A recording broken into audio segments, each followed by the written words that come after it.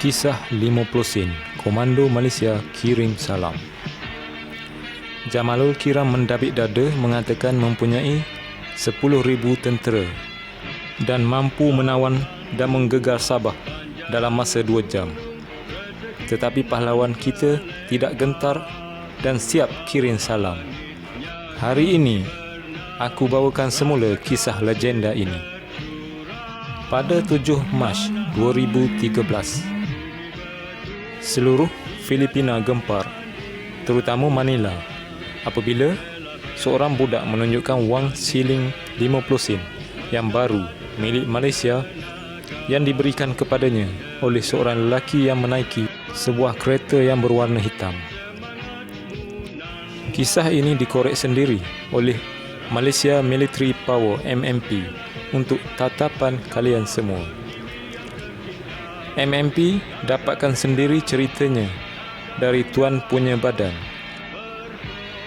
Nama beliau dirahsiakan, tetapi beliau memperkenalkan diri sebagai Sam. Ketika kisah ini berlaku, berpuluh-puluh provokasi dan ancaman sebelum itu dilakukan oleh musuh, termasuk Kiram. Kiram menyatakan bahawa Sabah akan jatuh ke tangannya dalam masa 2 jam dan 10,000 tentera siap sedia untuk mati bersamanya.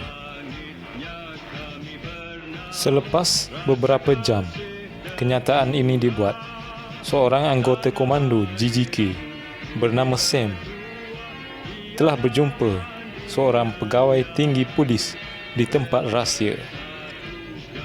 Satu soalan saja yang ditanya. Komando, apa cerita? Tanya pegawai tersebut. Soalan ringkas tersebut dijawab dengan ringkas oleh Abang Sam.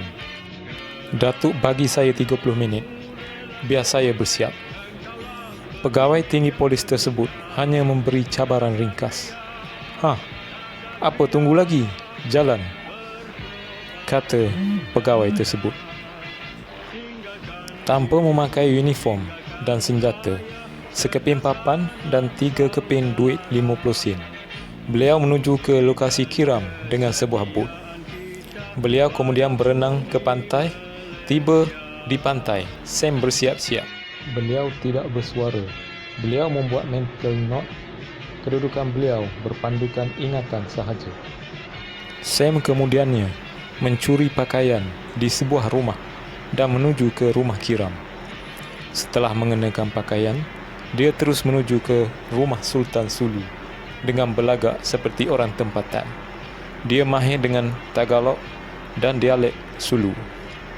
Setibanya di lokasi, beliau membuat pemantauan. Beliau tandakan kedudukan pengawal, berapa kekuatan dan mula merangka-rangka jalan untuk menyusup masuk. Beliau rancang laluan masuk dan kontingensi jika dikesan, laluan melarikan diri dan juga orang-orang tertentu yang beliau boleh hubungi jika keadaan menjadi tak terkawal. Kemudian, pada masa yang beliau sendiri tetapkan, beliau berjalan ke rumah tersebut. Rumah tersebut tidak dikawal rapi. Ramai orang keluar masuk melalui beberapa titik kayu. Setelah sampai di depan rumah Sultan Sulu, Sam memanggil seorang budak lelaki dan mengupah budak tersebut sebanyak 50 sen untuk menyerahkan duit tersebut kepada Sultan Sulu. Sebaliknya, duit tersebut diserahkan kepada pengawal Sultan. Pengawal tersebut yang tidak memahami menyerahkan duit shilling tersebut kepada Sultan Sulu. Dengan sekelip mata, gemparlah Manila dengan kejadian tersebut. Sultan Sulu pun ketakutan dan minta jaminan keselamatan dari kerajaan Filipina. Bayangkanlah duit 50 sen mampu menggentarkan para pahlawan Sulu.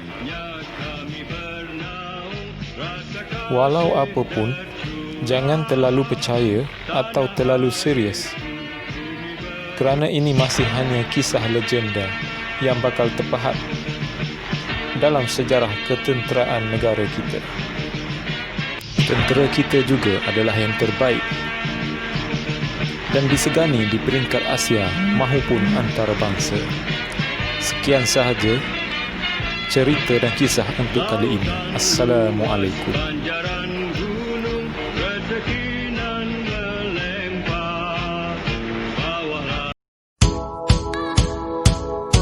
Untuk korang yang baru di channel aku, sila tekan butang subscribe dan loceng untuk notification.